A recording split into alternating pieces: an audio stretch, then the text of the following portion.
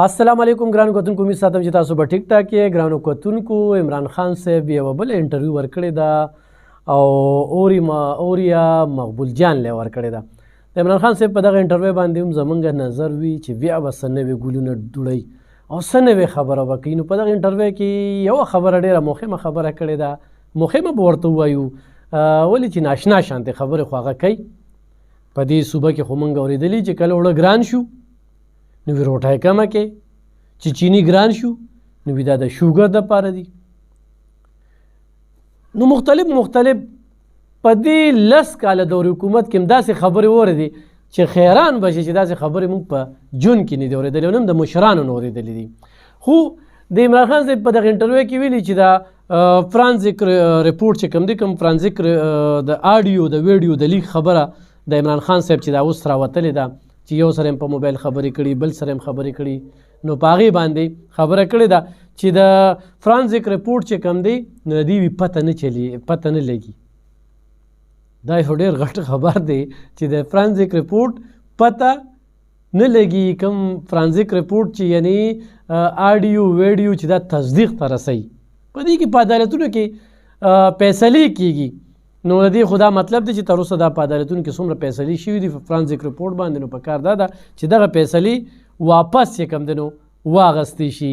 نو دا د عمران خان صاحب د نالج مطابق چې دا د هغه نالج دی او دا خبره یې یو بل قول یې مخې ته ایستی دی چې په دې باندې په کار دی چې ماهرین پې خبرو کړي او وکیلان هم پې خبرو کړي چې یاره دا کومه خبره یې کړې ده نو عدالتونو کې تاسو بیا دا په څه وجه باندې جرم ثابتوي. بل دلیل د ګناهونو لپاره هغه یو دلیل پیش کړی دی چې په ګناهونو باندې پردې واچوي. دا عمران خان صاحب یو بله خبره کړې چې په ګناهونو باندې پردې واچوي او د صحابه کرام او د اولیاء کرام ذکر خو هم کېږي. نو صحابه کرام او اولیاء کرام چې کوم دی د هغوی په ټیم کې چې داسې ګناهونه شوي دي نو هغه خبرې مخې ته راغلي دي او په هغې کې بیا سزاګانې شوي دي او سنسار شوی دی سړی. هغه ټیم کې خبره خو ته د اسلامي د ریاست خبره کې، د مدینې د ریاست خبره کې، نو ته په کومه خوله باندې دا خبره کې چې یاره په ګناهونو باندې پردې واچوه او نه نور ګناهونه دې وي زمونږ او ستاسو ګناهونه دې مخې ته راځي خو د سیاسي کس ګناه چې کومه ده په دې باندې پردې واچوي. خی عمران خان صاحب یقینا ډېرې بل شانتې خبرې اترې کوي چې یو خواته خو د ریاست خبره کوي د مدینې او بل خوا دا وایي چې یاره په ګناهونو باندې پردې واچوي او دا ډېر زیات ضرور دي. نو دا څنګه دلیل دی؟ زه خو دې تاریان یم چې دا د کم دلیل لاندې عمران خان صاحب دا خبره کړې ده. بیا د بهر ملکونو مثالونه ورکوي چې بهر ملکونو کې دا بهر ملکونو کې خو کیسونه شوي دي، کیسونه بیا خل شوي دي او ګناهونو کیسونه چې کم دی نو چې مخې ته راغلي دي نو هغې کې بیا سزاګانې اورولې شوي دي. زمونږ بېله خبره چې پاکستان کې یو د عدلیې او دغه نظام چې کوم دی د ګډوډۍ ښکار دلته کې فیصلې چې کوم دی هغه په انصاف باندې مبني نه دي. خو عمران خان صاحب یو خوا د پارټۍ نوم د تحریک انصاف، یو خوا د انصاف خبره کوي او بل خوا د دا وایي چې په ګناهونو باندې پردې واچوي د حکمرانانو. نو دا تضادات دي، دې خبرو ته تاسو لږ غوږ کېږدئ. او بیا بله خبره چې کومه ده په دغه انټرویو کې په طلاق باندې خبره کړې چې یاره بهر ملکونو کې طلاقونه ډېر زیات کېږي او ګناهونه یو دا د ګناهونو دا سلسله روانو دی کې طلاق خبره دا ده. عمران خان صاحب خپله چې کوم دی لکه دی په طلاق باندې چې کله تجزیه کوي او دی د بهر ملکونو طلاقونو مثال ورکوي چې یاره په دې وجه باندې دلته ډېر طلاقونه ورشو. نو تا ته خو خپل یو جون ماضي پروت دی، نو ته په کم انداز کې دا خبره کې طلاقونه خو آلریډي چې کوم دی نو تا ورکړي دي. نو ډېرې عجیبه خبرې دي او دې سره یاره پاشي زیاتېږي او دا خبره شوې ده. نو د انټرویو کې ډېرې مهمې خبرې چې تاسو سره زه شریکوم. نو د عمران خان صاحب په دور کې لکه یو طرف ته دا خبره کوي چې په ګناهونو باندې پردې واچوي، بل طرف ته دا خبره کوي چې یاره طلاقونو سره ګناهونه زیاتېږي. نو دغه خبره خو مخې ته چې کومه راځي د عمران خان صاحب په دور کې لزګون نه چې کومه د ګناهونه زیات شوي د هغې کې بیا خواتین یعنې زنانه چې هغه مخې ته راغلي د هغوی بیا دا ویلي چې موږ له خاوندان پرېږدو او کلو یې په مایکونو باندې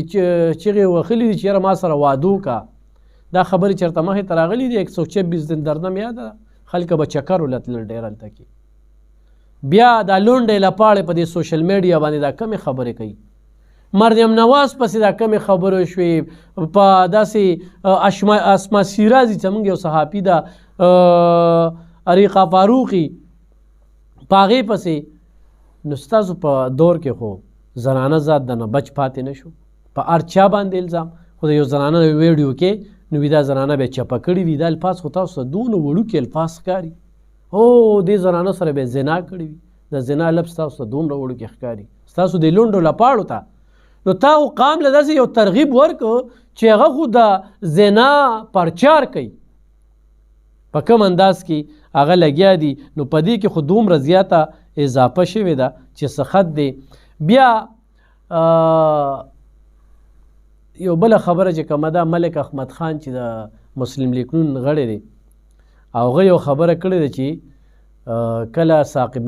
نثار چیف جسټس و نو بنیګاله چې کومه ده دا ټوله غیر قانوني ده. ټوله غیر قانوني ده او باجوا صاحب چې کوم دی په دې کې د ثاقب نثار په ذریعه باندې دغه قانوني ګرځولې ده بلکې په دې خاموشي اختیار کړې ده. نو دا مې یو ډېر لوی خبر دی. خو دې خبر ته وګورئ چې ټوله بنیګاله چې کومه ده دا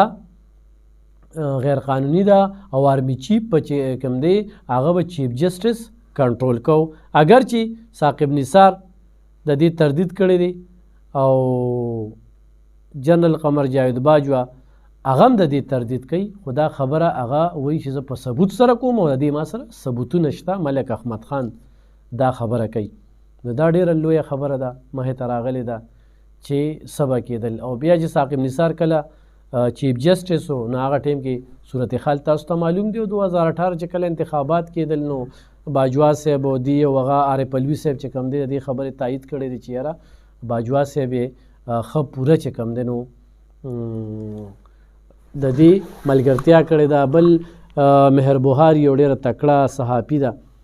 او حقیقت دا دی چې زما چې کومه ده نو پیرټ صحافي ده. زه پروګرامونه ګورم هغې یو خبره کړې چې یاره ټیکنوکریټ حکومت جوړیږي د شپږو میاشتو نه واله تر 1.5 کاله پورې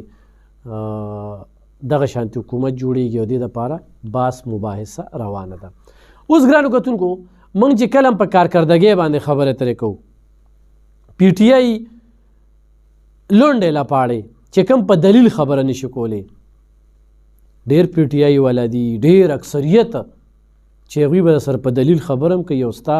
جیز خبرې ته به جیز وي او ناجیزه ته به ناجیزه وي. ملګرتیا به دې کوي هغه کله هم داسې خبره نه کوي. خو لونډو لپاړو دپاره دغه خبره کوم چې په بله ژبه کې ورته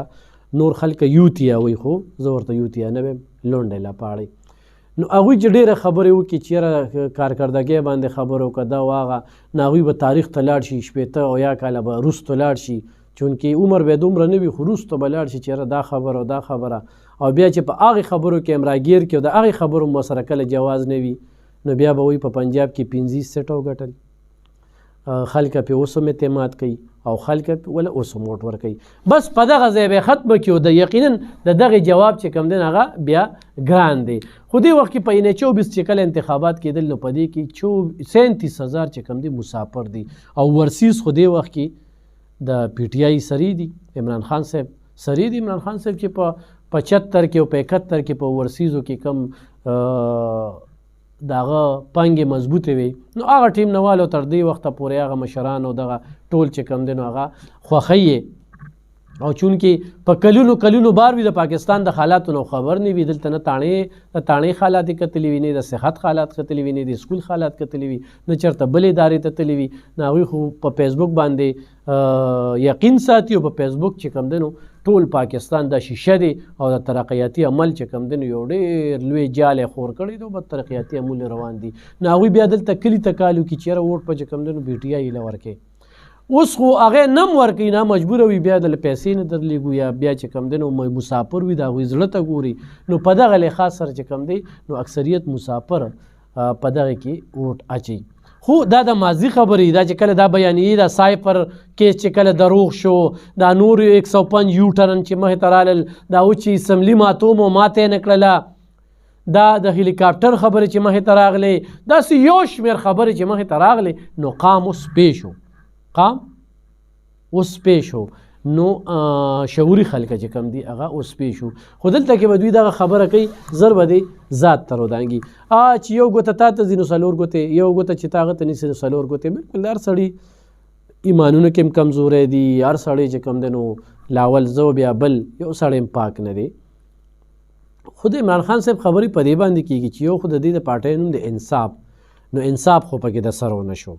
دویم د ریاست مدینې خبره به هر وخت کوله د ریاست مدینې موږ ته یو آثار وښایه چې یاره ریاست مدینې حوالې سره پکې دا کار وشو ما چې څنګه ووي چې 10 ګونه پکې فحاشي زیاته شوله فحاشي خبرې پکې زیاتې شولې مور خور کنزل پکې زیات شو پلار رشتہ دار دا کنزل پکې زیات شو ریاست مدینه کې شایستګي پسته خوله مینه محبت نه چې هغه نفرت وي نو دا خبرې پکې زیاتې شو بل چې کله هم خبرو شي نو چور غل د غل ملګری او د غل ملګری غل وي د دې نه علاوه بیا د خلکو سره نور څه نشته دی او دې ته نه ګوري چې زما مشر په کومو کومو غلاګانو کې رالو وي مړه د ګړی غلا ده نو ګړی پکې لاسي او ګړی به ورنه موږ والو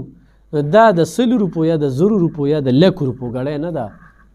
دا د 6 روپو مسله ده د 6 روپو هغه بیا په 3 کروڑه باندې خرڅېږي بیا و چې خلک ورته دومره پیسې رالیږي خلک په اعتماد کوي نو زه منم خو د خپلو پیسو هم لږ تپوس وکړئ چې کوم 15 ارب روپۍ په تیلیتون باندې سیلاب ځپلو رالې نو چېرته ولګېدې نو دغه ټولې خبرې دي چې په دې باندې اوس خلک سوچونه کوي او ذهن ته راځي ګرانو کتونکو په بل پروګرام کې ورسره مزید